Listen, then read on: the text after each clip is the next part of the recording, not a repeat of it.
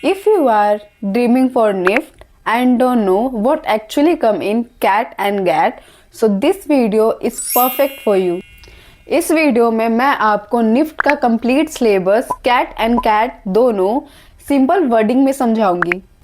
अगर आपके पास ज़्यादा टाइम नहीं है, ओनली 1 मंथ है, तो आगे मैं आपको जो चीज़ें बताऊंगी अगर आप उसे अच्छे से फॉलो कर लेते हो 80% पे अगर आपने उसे फॉलो कर लिया तो आप इजीली इस एग्ज़ाम को क्रैक कर लोगे।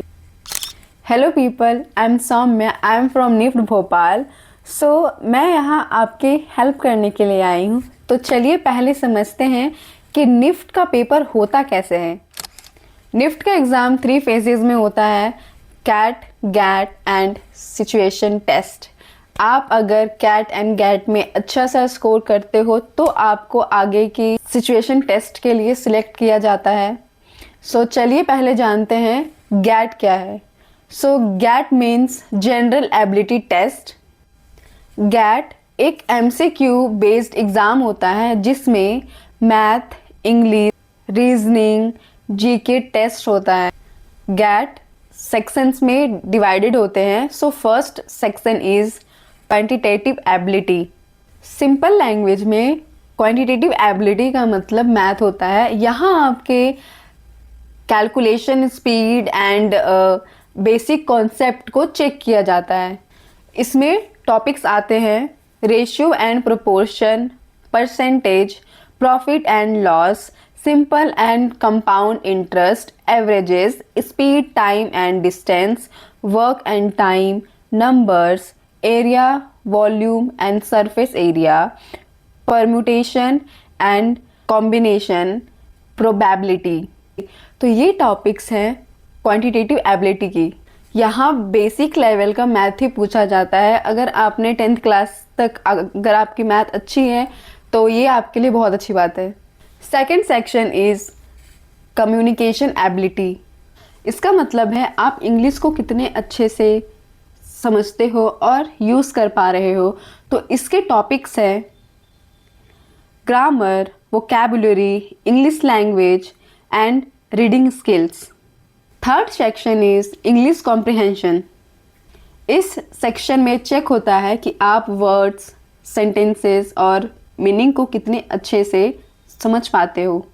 इसके टॉपिक्स है synonym, antonyms, parajumbles, error spotting, one word substitution, word analogy, sentence completion.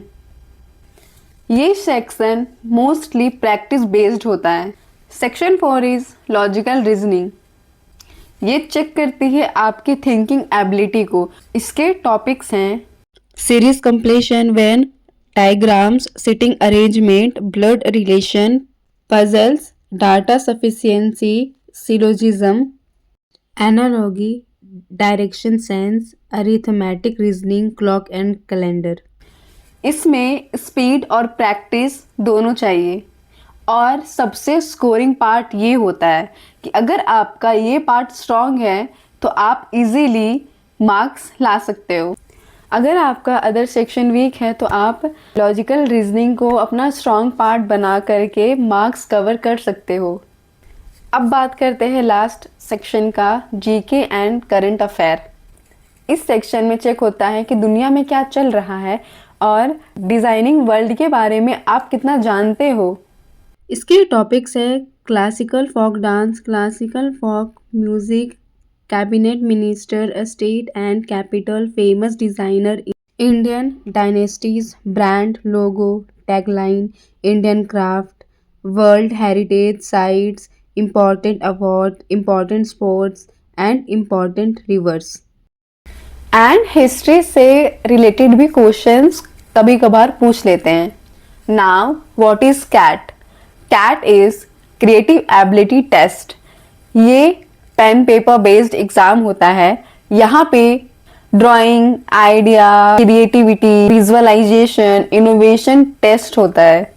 Cat में वो आर्टिस्ट नहीं, क्रिएटिव थिंकर ढूंढते हैं। What types of question come in CAT?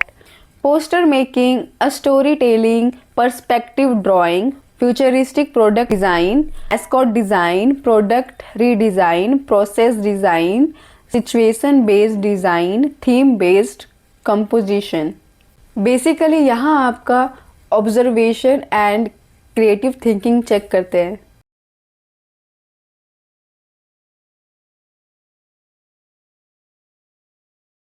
ये क्वेश्चन था प्रोसेस डिज़ाइन का, जिसमें आपको स्टेप बाय स्टेप प्रोसेस दिखाना था कि हाउ टू मेक ऑमलेट। ये क्वेश्चन था फ्यूचरिस्टिक प्रोडक्ट डिज़ाइन का। I hope you like this video. आपको पूरा सिलेबस समझ में आ चुका होगा।